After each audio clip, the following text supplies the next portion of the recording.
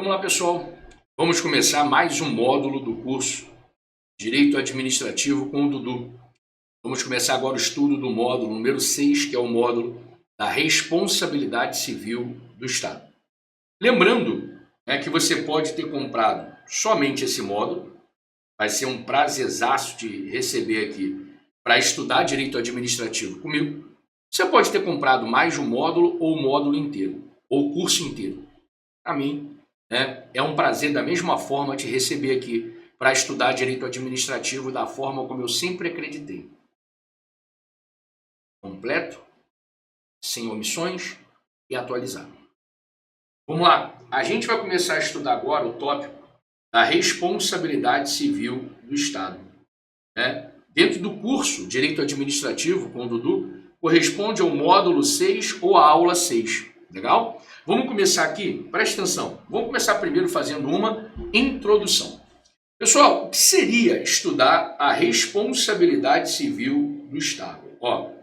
A responsabilidade civil do Estado, ela tem dois segmentos, Ela pode ser contratual ou extracontratual. A responsabilidade civil do Estado contratual, ela nasce em razão de responsabilidades causadas à administração ou a terceiros em razão da execução de um contrato. Então, ou seja, a responsabilidade civil do Estado contratual, a responsabilidade civil do Estado contratual, ela nasce da análise da execução de um contrato, ou seja, aquele exemplo que eu sempre te dou, a União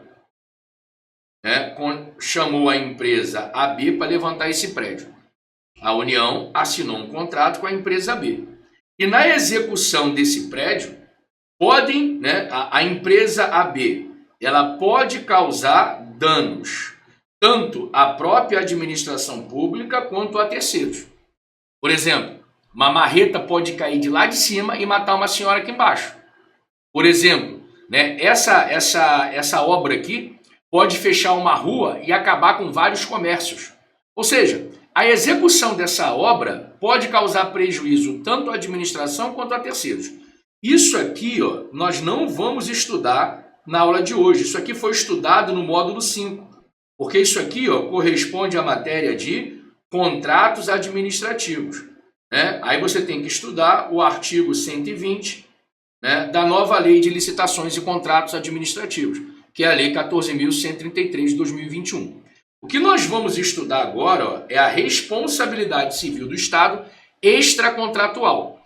E a responsabilidade civil do Estado extracontratual, ela nasce disso aqui, Ela nasce da prestação de um serviço público que causa danos a alguém, que a Constituição chama de terceiros, ou da falta da prestação de um serviço público que causa danos a alguém. Então, por exemplo, um servidor público dirigindo uma viatura perde o controle dessa viatura e mata uma pessoa. Na prestação de um serviço público, o servidor público causou danos a alguém. Nós chamamos isso aqui de responsabilidade por ação. Aqui. Agora, em razão da falta do serviço público, uma senhora, sangrando, procurou o hospital público, ficou sangrando a madrugada inteira, quando foi ser atendida já estava morta. Ou seja, em razão da falta desse serviço público, nós chamamos isso aqui de omissão, alguém sofreu dano. Ou seja, então sempre que, em razão da ação, ou seja, a prestação de um serviço público, alguém sofre dano, ou em razão da omissão, a falta da prestação de um serviço público, alguém sofre dano, vai nascer o que nós chamamos de responsabilidade civil do Estado. Ou seja, a responsabilidade civil do Estado extracontratual. Essa aqui que interessa para a gente. Ou seja, em razão da ação ou de uma omissão, alguém sofre danos. Legal? Ação ou omissão de quê? Ação, a prestação de um serviço público, omissão, a falta da prestação de um serviço público, alguém sofre danos. É essa aqui, ó, que nós vamos estudar hoje. Vamos estudar agora, tá? A responsabilidade contratual, essa aqui, ó, nós estudamos no módulo passado, no módulo 5, onde você estudou todo o contrato administrativo comigo, e lá tinha um tópico de responsabilidades e encargos, tá bom? Tá bom. E quando você fala em responsabilidade civil do Estado, né, a responsabilidade civil aqui, ó, é a responsabilidade de arcar com os danos causados a alguém, tá bom? Isso aqui não se confunde com responsabilidade penal, responsabilidade administrativa e etc. E quando nós falamos em responsabilidade civil do Estado, né, eu sei que não é tão correto falar. Inclusive a professora Maria Silvia Zanella de Pietro, ela é bem enfática quanto a isso. Mas nós estamos falando aqui, ó, o Estado no sentido de administração pública. Por quê? Porque a palavra Estado, ela tem vários sentidos. Se você parar para analisar, a palavra Estado, ela tem vários sentidos. Né? Nós temos o Estado legislador, que aí, ó, é o poder legislativo que cria as leis. Né? Nós temos o Estado julgador, que aí, ó, é o poder judiciário, que analisando o caso concreto, exercendo a jurisdição, né, ela pode punir alguém, pode decidir o mérito, né? Ou seja, julga a causa. Nós temos o Estado administrador, que é, que é via de regra o poder executivo. E aí o poder executivo, né, a regra, né, é o poder que exerce a administração pública. Se é o poder que exerce a administração pública, é o poder que exerce, né, as funções administrativas. E uma das funções administrativas, né, é o serviço público. Então, quando nós falamos em responsabilidade civil do Estado, é esse Estado aqui, ó, que nós estamos tratando. Legal? O Estado que exerce, né, que presta, né, serviço público, que é uma das funções administrativas exercidas pela administração pública. A administração aqui, ó, como sinônimo de poder executivo via de regra, tá?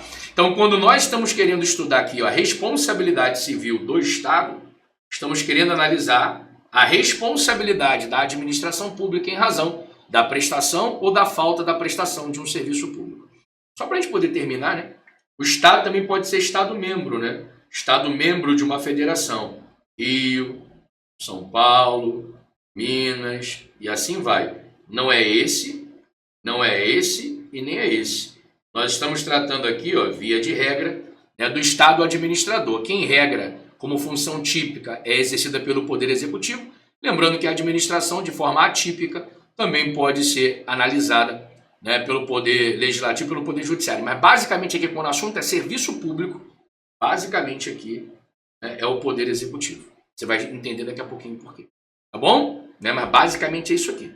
Nós estamos querendo estudar a responsabilidade civil, ou seja, a administração arcando com os danos, né, que ela causou a alguém em razão da prestação ou da falta da prestação de um serviço público. Vamos fazer essa linha de raciocínio? Eu me amarro em fazer isso. Olha aqui. Todas as vezes que a administração pública, que aqui nós chamamos de Estado, tenha que arcar com os danos causados a alguém, né, que você vai ver que a Constituição chama de terceiro, né, pode ser uma pessoa física ou jurídica, e esse alguém sofreu dano por quê? Em razão da prática de um serviço público ou da omissão, da não prestação de um serviço público. Nós chamamos isso de responsabilidade civil do Estado. Então, todas as vezes que a administração pública, ou seja, o próprio Estado, tiver que arcar com os danos causados a alguém, você vai ver comigo que esse alguém pode ser uma pessoa física ou jurídica, em razão de quê? Em razão da prestação ou da falta da prestação de um serviço público, nós chamamos isso de responsabilidade civil do Estado. Né? Então, por exemplo, ó, né, a União. Pessoal, já vou até fazer um aviso aqui. Todos os exemplos que eu dei aqui são exemplos puramente didáticos, não tem nada a ver com caso concreto, etc, etc. Tá? Então, a União foi responsabilizada porque, olha aqui, ó, um policial federal dirigindo uma viatura matou uma pessoa. Por quê? Porque ele perdeu o controle da viatura. Por exemplo, ele desmaiou dirigindo. O policial federal desmaiou dirigindo, perde o controle da viatura e mata uma pessoa. Legal? Aí a gente vai ver que a União, já que o policial federal trabalha para a União, legal? Vai ter que arcar com esses danos causados à família da vítima, né? Já que a vítima, a pessoa morreu, né? O alguém aqui, ó, é a família da vítima. Por quê? Porque na prestação de um serviço público, né, causou dano a alguém. Ou seja, a União, né, causou dano a alguém na prestação de um serviço público. Qual? Serviço de segurança pública. Legal? Então, ó, a União vai ter que pagar, né, a família da vítima, né, os danos em razão da prestação desse serviço público. Estava dirigindo uma viatura, perde o controle e mata uma pessoa. Tá bom? Tá bom. Então, o que é que nós vamos estudar aqui para nem ter, né, problema de depois, né, confundir? O que nós vamos estudar aqui é, ó, serviço público foi prestado ou o serviço público não foi prestado. Em razão disso, alguém, quem é esse alguém? Já já você vai ver comigo. Pode ser uma pessoa física ou jurídica, mas alguém sofre dano. E se alguém sofreu dano, né, em razão da prestação de um serviço público ou da não prestação de um serviço público, né, esse alguém vai ter que ser indenizado. E quem é que vai pagar a indenização? Quem vai pagar a indenização, quem vai arcar com os danos, é o Estado. Né? Se for um servidor federal, quem vai arcar é a União, via de regra. Se for um servidor estadual, o Estado. Se for um servidor municipal, o município. Nós falamos aqui, ó, Estado, já te expliquei isso, como sinônimo de administração pública. Não é como sinônimo de Estado-membro. Rio, São Paulo, Minas. É sinônimo de administração pública, ou seja, o poder executivo exercendo função administrativa, prestando ou deixando de prestar serviço público. Essa é a dinâmica que a gente vai estudar agora. Legal? Antes da gente começar a estudar essa dinâmica, eu tenho que tratar um ponto com vocês que tem, por exemplo, uma banca chamada Sebrasp, né, a antiga CESP, que se amarra nisso aqui, ó, que são as fases históricas da responsabilidade civil do Estado. Ou seja, quando a gente vai analisar lá os primórdios da organização do Estado, né, a gente analisa, a gente consegue enxergar 3 momentos. Num primeiro momento, a irresponsabilidade civil do Estado, né? Avançamos para um segundo momento, que é a responsabilidade subjetiva do Estado, e avançamos para um terceiro momento, que é a responsabilidade objetiva do Estado. Então nós vivemos 3 momentos, né, em que, né, a gente via, né, aí a gente pode até discutir o conceito aqui de Estado, mas que a gente via o Estado causando dano a alguém, né? E num primeiro momento o Estado causava dano a alguém e o Estado não pagava. Por quê? Aqui, ó, porque o Estado, vamos colocar assim como uma escada, né? Num primeiro degrau o Estado não pagava. Por quê? Porque o Estado era irresponsável. A irresponsabilidade do Estado. Num segundo momento, o Estado passa a pagar, né? Mas de responsabilidade subjetiva.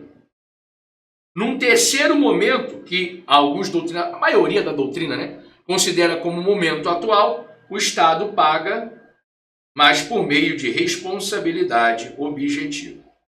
Então nós temos aqui, pessoal, 3 momentos, né, em que a gente consegue enxergar o Estado, né, causando dano a alguém, e quando o Estado causa danos a alguém, né, num primeiro momento o Estado não pagava nada, num segundo momento o Estado passa a pagar, né, que é a fase da responsabilidade, mas passa a pagar por meio de responsabilidade subjetiva, discutindo culpa, legal? E num terceiro momento, né, o Estado paga legal, só que paga por meio de responsabilidade objetiva.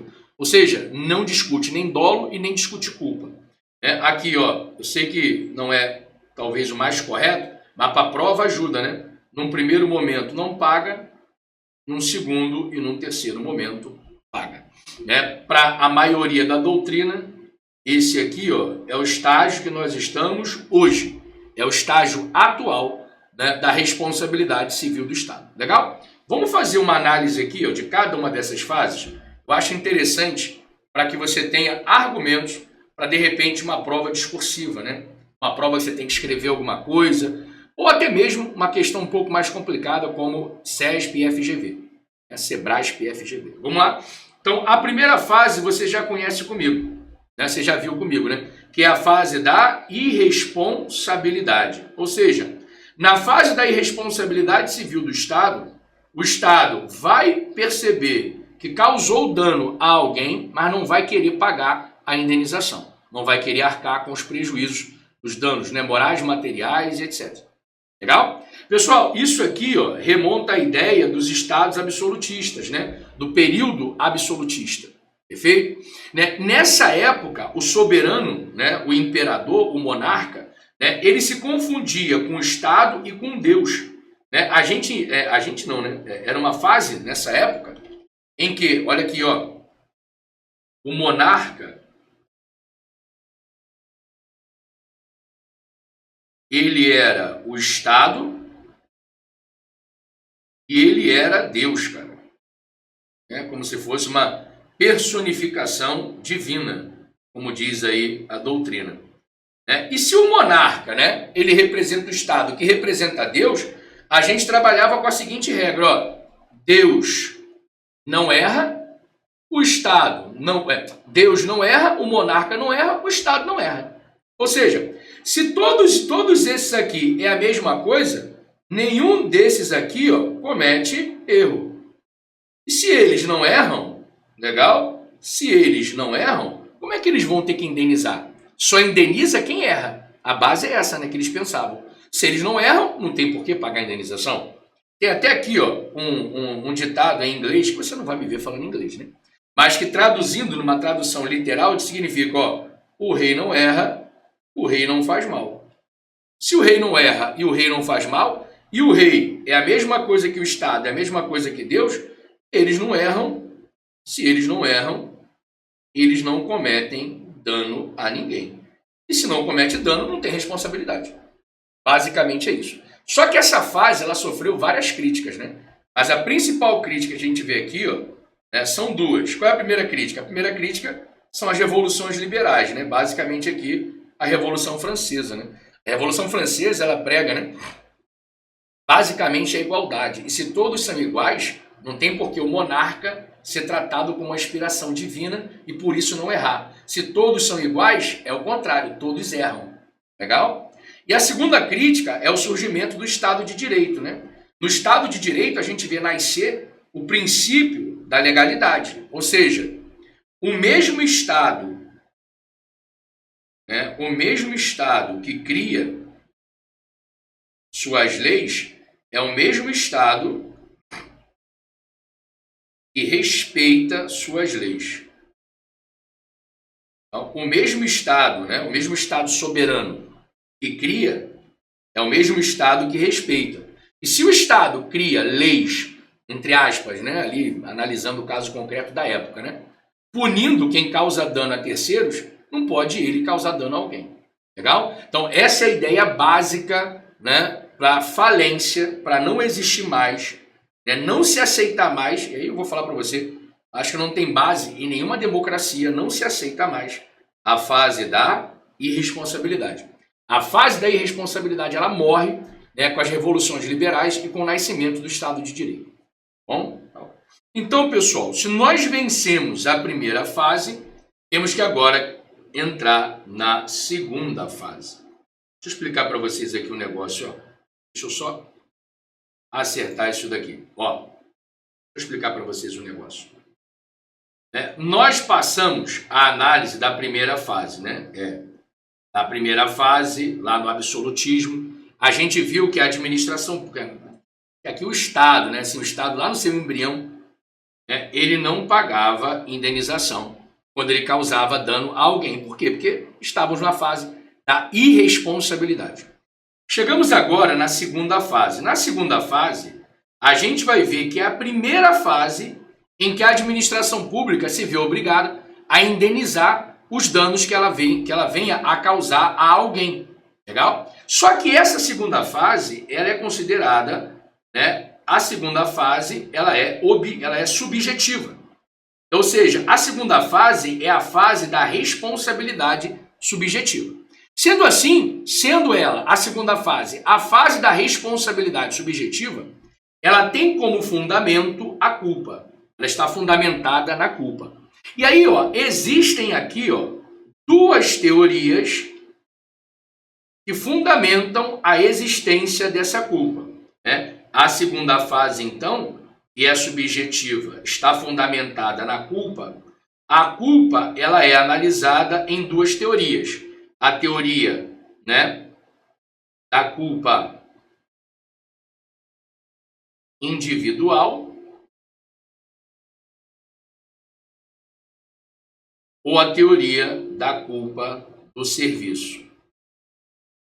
Só que interessante que você saiba que a segunda fase, né, que é uma fase de responsabilidade subjetiva, está calcada na análise da culpa, né? A gente analisa essa culpa diferente lá, assim, do que geralmente se analisa no direito civil. A gente analisa essa culpa, né, de forma individual ou, né, a culpa do serviço. Obviamente que a gente vai analisar essa e depois essa teoria agora, tá? Só queria fazer um aviso a vocês que às vezes parece que isso aqui é teoria, que não vai cair em lugar nenhum, mas quando cai, separa joio do trigo, tá? Eu vejo duas bancas que têm um gosto especial por esses temas assim que ninguém ensina, né? Que é a FGV, a 01 para isso, né? E a CESP, né? A atual Sebrasp.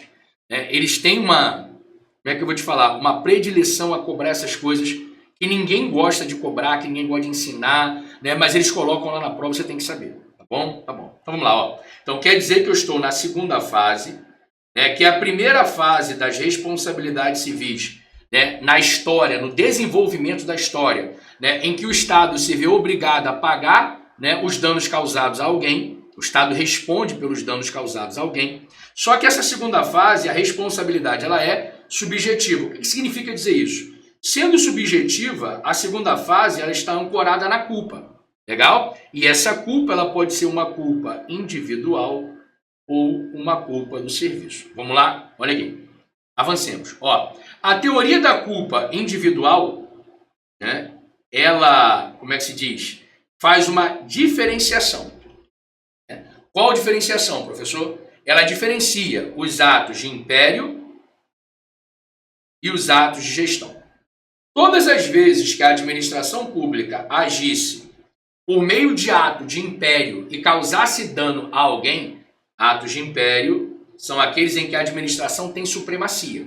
Então, todas as vezes que, né, a administração pública praticasse atos de império, atos com supremacia, por exemplo, poder de polícia, e viesse causar dano a alguém, não haveria a responsabilidade. Perfeito? Perfeito.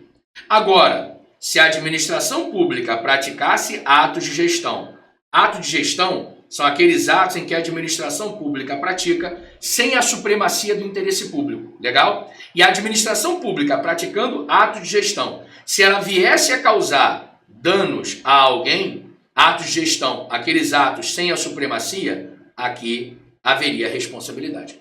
Então, para a teoria da culpa individual, é assim, a administração praticou atos de império, atos com supremacia, e causou danos a alguém, não vai ter responsabilidade.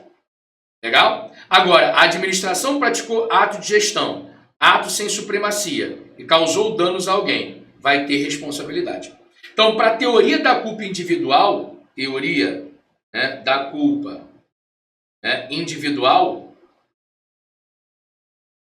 a gente trabalha com a seguinte ideia. Qual é a seguinte ideia? Aqui, na teoria da culpa individual é assim, se a administração pública praticou um ato com supremacia do interesse público, né, não vai ter responsabilidade. Nós chamamos isso aqui de atos de império, né? Deve ter estudado lá comigo em atos administrativos. Agora, se a administração pública pratica um ato sem a supremacia do interesse público, são os atos de gestão, aqui vai ter responsabilidade. Legal? E essa responsabilidade em que, né, a administração pratica atos, né, de gestão sem a supremacia do interesse público, a responsabilidade aqui, ó, é equiparada à responsabilidade do direito civil. Então, deixa eu ver se eu entendi. O senhor falou para mim que nós estamos na segunda fase, que é a fase da responsabilidade, né, subjetiva. Sim. É a primeira fase em que o Estado se vê obrigado a indenizar as pessoas que ele causou dano. Sim. Essa segunda fase, que é a fase da responsabilidade subjetiva, ela está ancorada em duas teorias. Qual é a primeira teoria? É a teoria da culpa individual. Pela teoria da culpa individual, sempre que a administração pública, um agente público, ele pratica atos com supremacia do interesse público, os atos de império, né, não vai haver responsabilidade. Agora, se o agente público, a administração, pratica um ato sem a supremacia do interesse público, os famosos atos de gestão, né, haveria responsabilidade. Por quê? Porque aqui se equipararia à responsabilidade do direito civil. Bom, tá bom. Essa segunda fase, ela ainda está ancorada em outra teoria, que é a teoria da culpa anônima.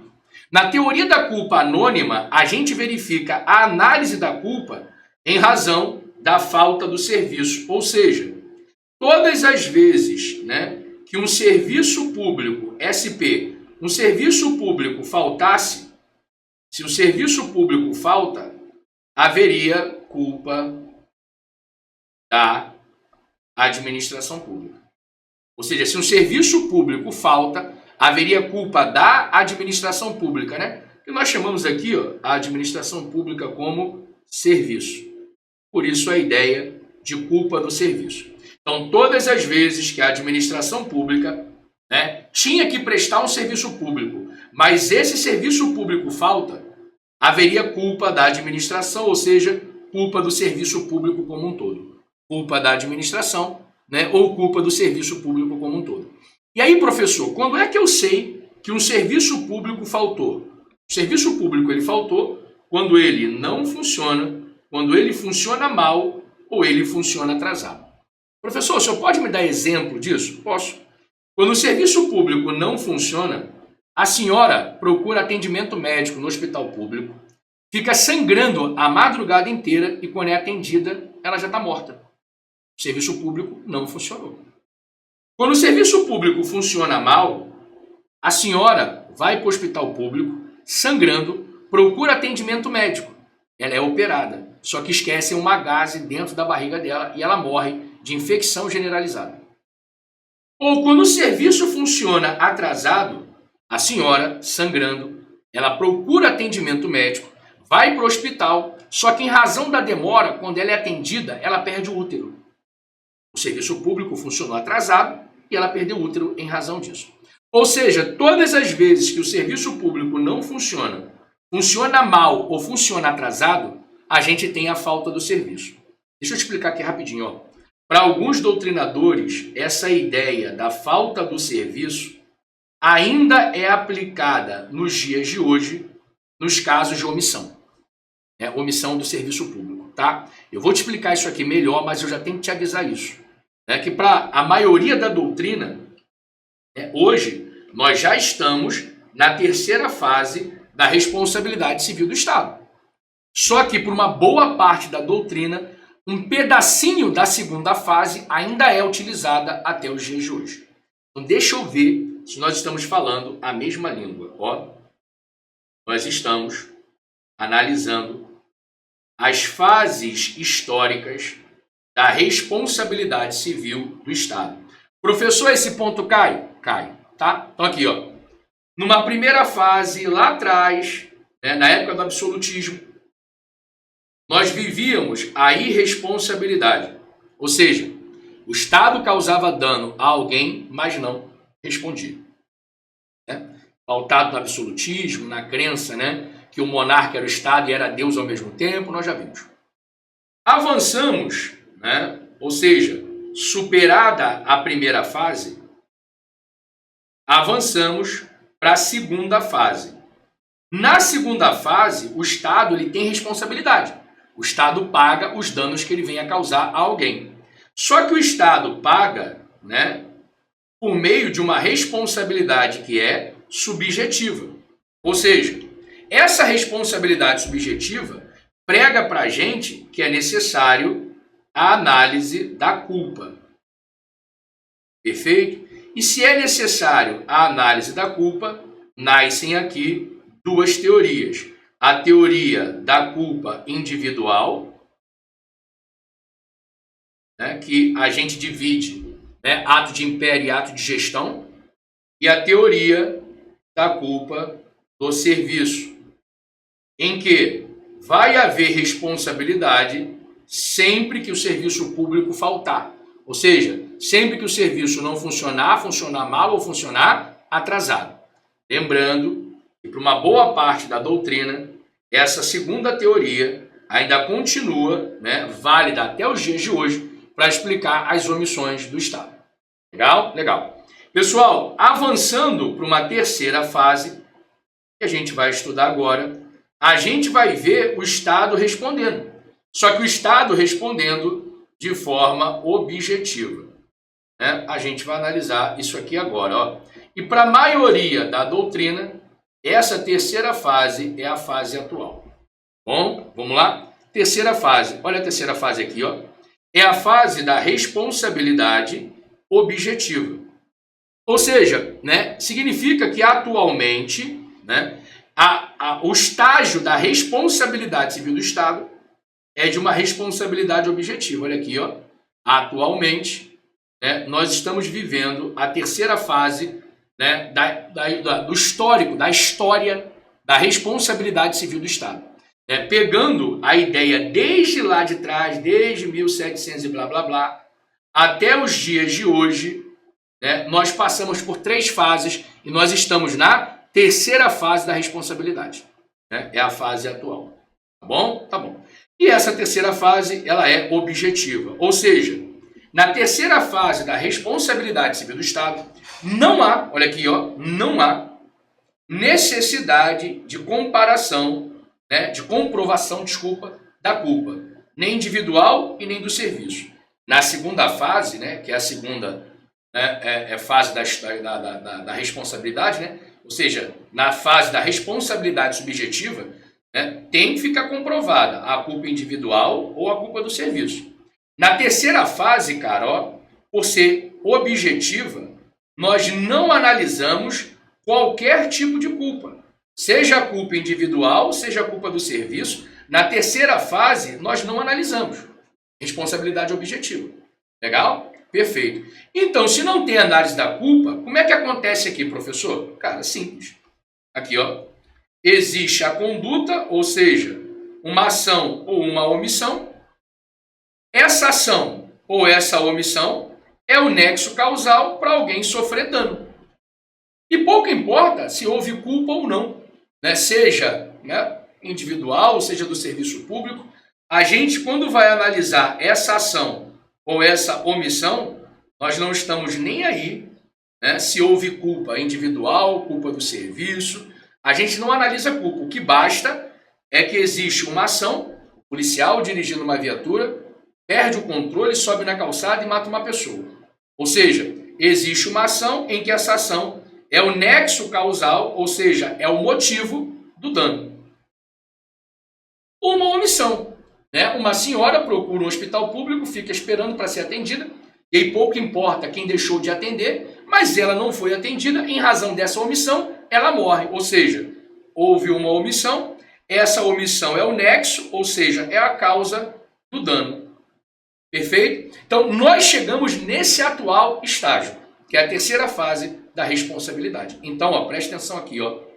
Vou fazer de novo uma revisão para a gente poder fechar esse tópico. Então, ó, nós começamos a estudar as fases da responsabilidade civil do Estado. Ou seja, desde lá da época do absolutismo até os dias de hoje, como é que funciona a responsabilidade civil do Estado.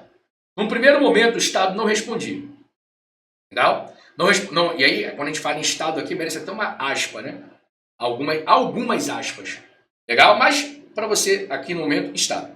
O Estado não responderia. Por que o Estado não responde na primeira fase? Cara, porque nós vivíamos uma época de irresponsabilidade, em que o Estado, né, ele era, na verdade, o monarca, né, era confundido com o Estado e o Estado era confundido com Deus. Né? Se o Deus, o Estado e o monarca, eles não erram, não teria por que pagar a indenização. Vencida essa fase, nós chegamos na segunda fase. A segunda fase é a fase em que a administração pública responde, o Estado responde, de forma subjetiva pelos danos que ele causa a alguém. Na segunda fase, o Estado responde de forma subjetiva pelos danos que ele venha a causar a alguém. E por ser subjetiva, é necessário analisar a culpa. Qual culpa? A culpa individual ou a culpa do serviço. Legal? A gente analisa a culpa de forma individual ou a culpa do serviço público como um todo. Essa fase, né, chegamos atualmente hoje na terceira fase. Após a segunda fase, chegamos na terceira fase. A terceira fase também é uma fase em que o Estado responde. Só que o Estado responde de forma objetiva pelos danos que ele venha causar a alguém. O Estado responde de forma objetiva pelos danos que ele venha causar a alguém. E por ser de forma objetiva, a gente não se importa com a análise da culpa. Seja uma culpa individual, seja uma culpa do serviço, a gente não analisa isso. Legal? A gente não analisa a culpa. Por que não? Porque a responsabilidade objetiva não tem análise da culpa. Basta o quê? Basta que exista uma conduta, ou seja, uma ação ou uma omissão, que essa conduta venha causar um dano, venha causar, né, danos a alguém, e exista um nexo causal, ou seja, um elo que liga a conduta ao dano. Nós vamos ver isso aí com calma, pouco importa, né? Já tem responsabilidade do Estado aqui, tá bom? Tá bom. Antes de eu dar um intervalo e a gente seguir, deixa eu só fazer um negócio com vocês aqui, ó. Quando a gente fala em conduta,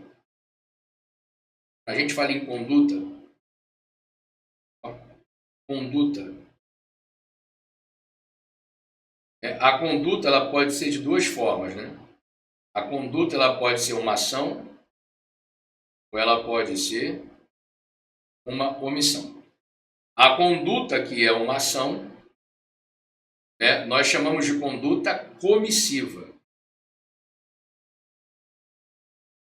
A conduta que é uma omissão, nós chamamos de conduta omissiva. Então, quando, né, a administração pública age, né, um agente público praticou uma conduta comissiva. Conduta comissiva é o agente público agir. Legal?